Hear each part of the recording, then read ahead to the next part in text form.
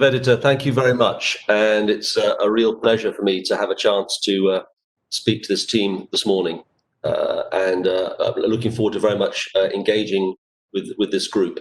The whole area of global competency centers is something that I've had a huge focus on for a long time.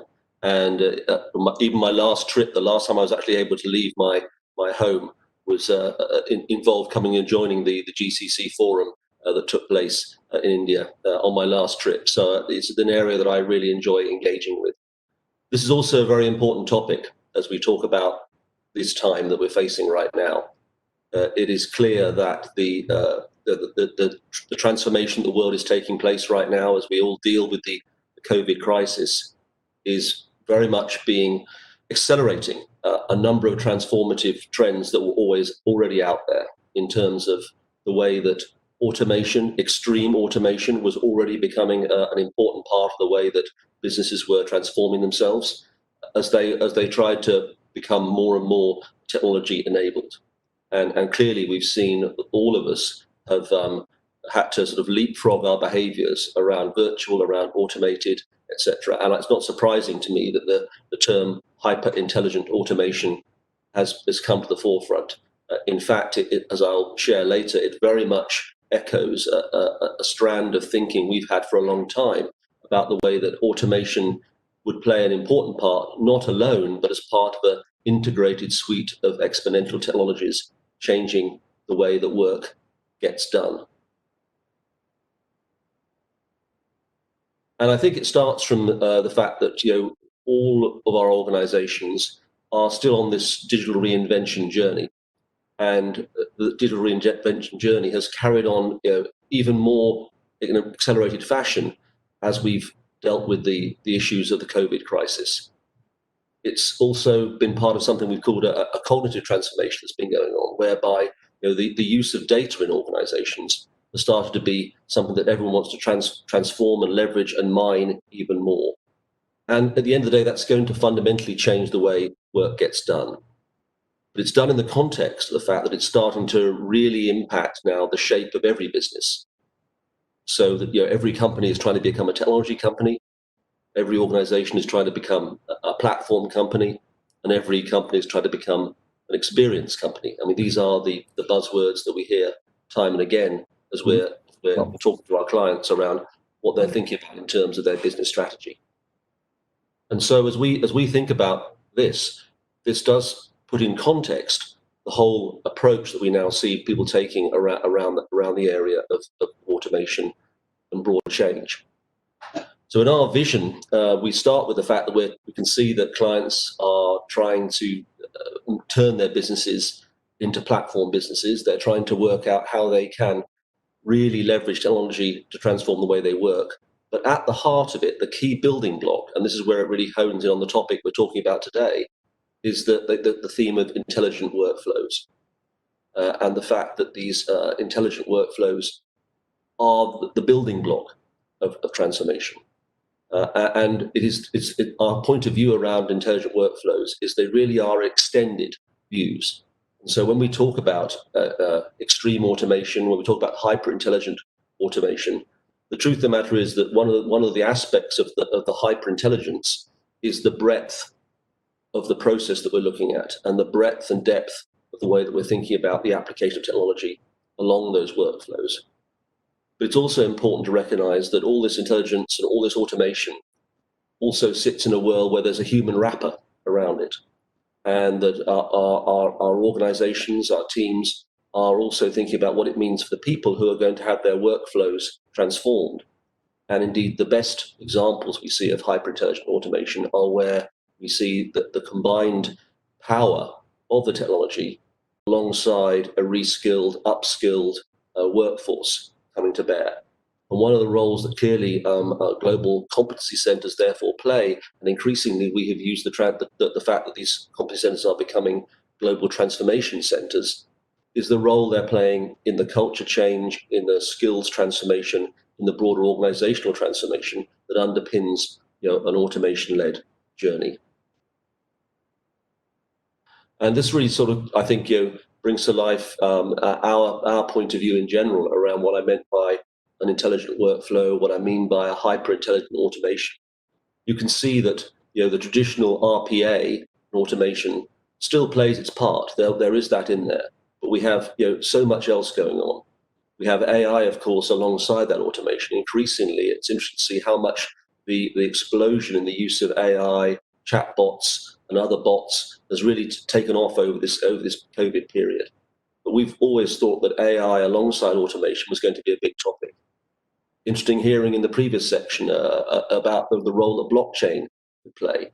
We absolutely see that blockchain is going to also act as an important part of this hyper-intelligent storyline. The ability to create those ledgers, which also, of course, brings security into the workflow as well. But we also see IoT, use of sensors, transforming workflows in a very powerful way. And as we start to leverage 5G and the edge, that will also, again, transform these workflows once more. And so the point of view that we have here is that hyper-intelligent automation is the bringing together of all of these areas to transform an end-to-end process. And as we do that, that's clearly going to be something that starts to have a really big scale impact on an organization. But I think it's also important to put it in the context of these times and the fact that the importance of having the consistency of a workflow, the resilience of a workflow at a time when there is potential disruption, when there's a need to be dealing with virtual interactions as opposed to physical interactions, is something that I think is really important for these times and is something that we recognize. And also it does mean that the pools of expertise, the people that now work along these workflows are increasingly sitting in virtual environments. They're not sitting in centers or offices. So how we think about now this hyper-intelligent automation interacting with a virtual workforce becomes a really important idea. But we can see it, and many of the examples I know from our teams that are working with many of our clients in the GCCs across India and beyond are engaging now in how to think about the leverage and the innovation around these technologies to truly create these hyper-intelligent workflows moving forward. We do have to recognize that we are operating in a very, very different context. The context of the COVID-19 world is clearly changing the imperatives and the focus areas for all organizations. And of course, therefore, as we think about hyperintelligence, it can be part of the journey. It can be part of how we think about allowing our workers to work in a safe and a smart environment. We all want our workers and teams to be healthy and remain healthy. And a hyperintelligent workflow can mean that we don't have to have face-to-face and physical interactions that might lead to challenges of a health nature.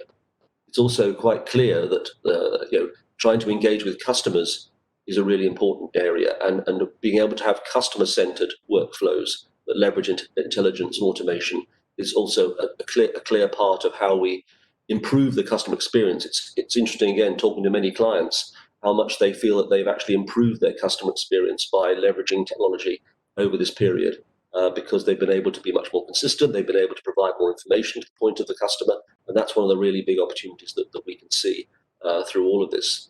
But there are everything else also around supply chains. I mean, supply chains, I just picked that one out as well, because I think that supply chains have all become much more fragile, apparently, and therefore, as we start to think about how we make those supply chains more resilient, the role of hyperintelligent automation to balance supply and demand signals, to make sure that we understand the end-to-end view of what's happening in real time in supply chains is something that's really important. And of course, the whole topic of cybersecurity and making sure that these workflows are not only intelligent but are fully secure becomes really, really top of mind as well for many organizations.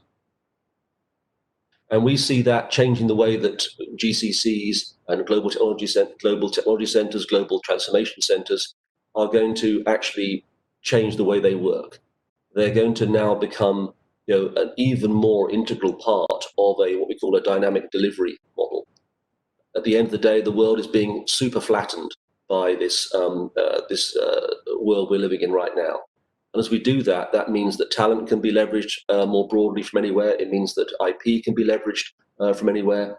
And the ability for us, therefore, to start to create more seamless models where the interaction between what was going on in a domestic market with a nearshore market, with an offshore market, all come together. And in fact, it becomes a much more flattened model with, but a need, therefore, as we start thinking about that model, to have consistency of approaches, consistency of tooling, ways of interacting such that change, projects, programs can be driven in a seamless way.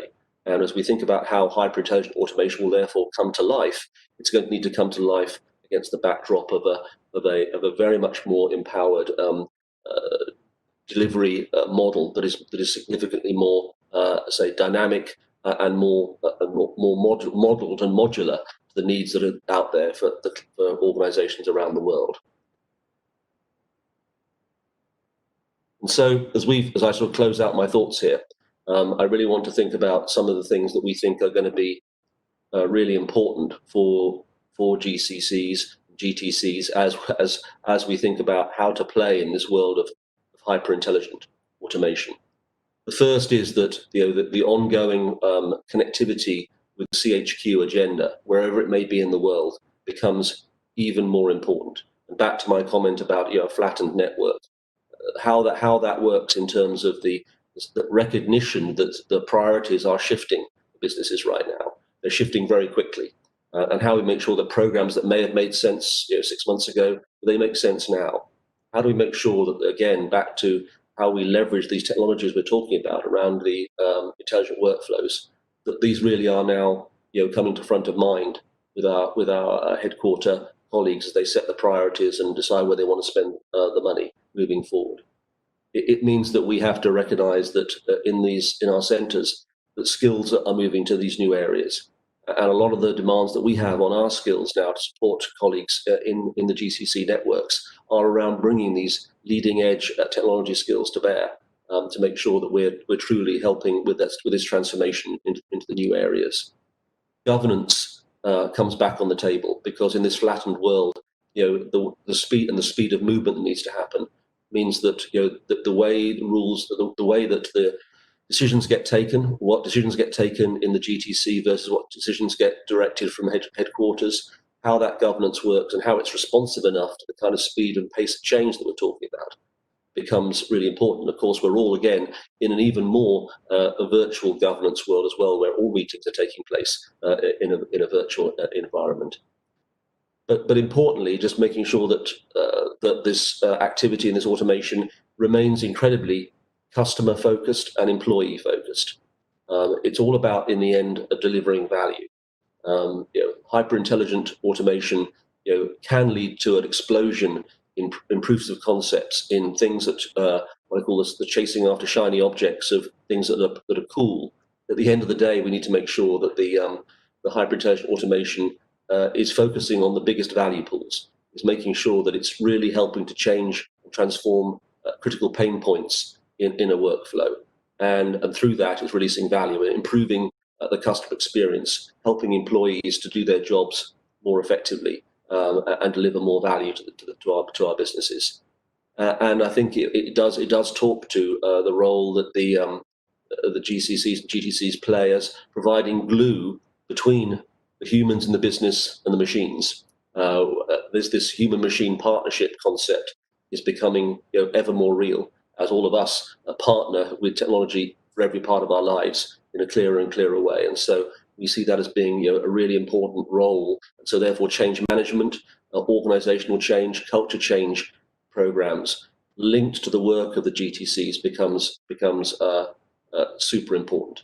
So a few thoughts there in terms of how we're seeing the concept of hyper-intelligent workflows playing into the current environment, but also playing into the future, because clearly the new normal that will emerge is going to be changed forever. There will be an acceleration around organizations moving to become cognitive enterprises. And as they do that, clearly it's going to be really important that our GTC networks and GCC networks remain entirely, well, actually ahead of that curve, providing the innovation into that process. And we certainly look forward to partnering in making that happen.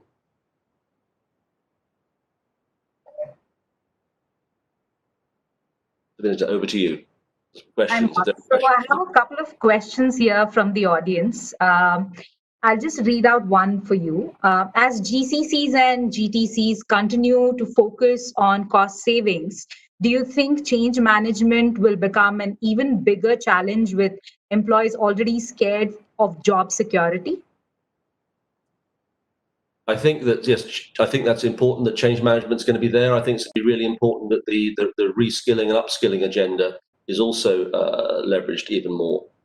I think it's going to be really important that we recognise that if we can usher these technologies into the workforce in a way that brings the workforce along with us, a lot, particularly if we're showing them how their own work can be actually of higher value and more fulfilling, because they're not doing so much the routine stuff that maybe the automation is now doing.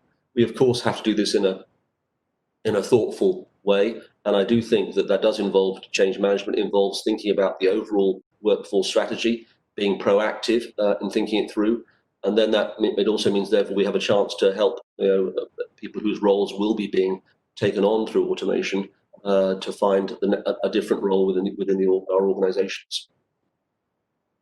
Got it. Got it. Just one more question, Mark. Do you feel that accelerated focus on hyper-intelligent automations post-COVID will allow GTCs to exercise more autonomy and reduce the dependency on global headquarters to ensure agile as well as fast adoption of automation? Well, I think that trend is already taking place. It's quite clear that all organizations are looking to their GTC network to be a source of innovation, not just simply a source of delivery. I think that move is taking place, and as a result, decision-making rights are shifting, leadership roles are shifting, and that trend is going to continue. I do think the drive towards agility is going to continue to be important. But to my point about the model, about the flattening of the overall model and the dynamic delivery thinking, I think the truth of the matter is it may be though that governance just moves to a different level globally in general, and it's maybe less of an issue around autonomy of one place versus another, versus just a different way of collaborating and teaming the leadership teams to get the job done. Thank you so much, Mark. A brilliant session, and I'm sure everyone has a lot of takeaways from that. Thanks again. A pleasure. Good to join you. Have a good rest of your time.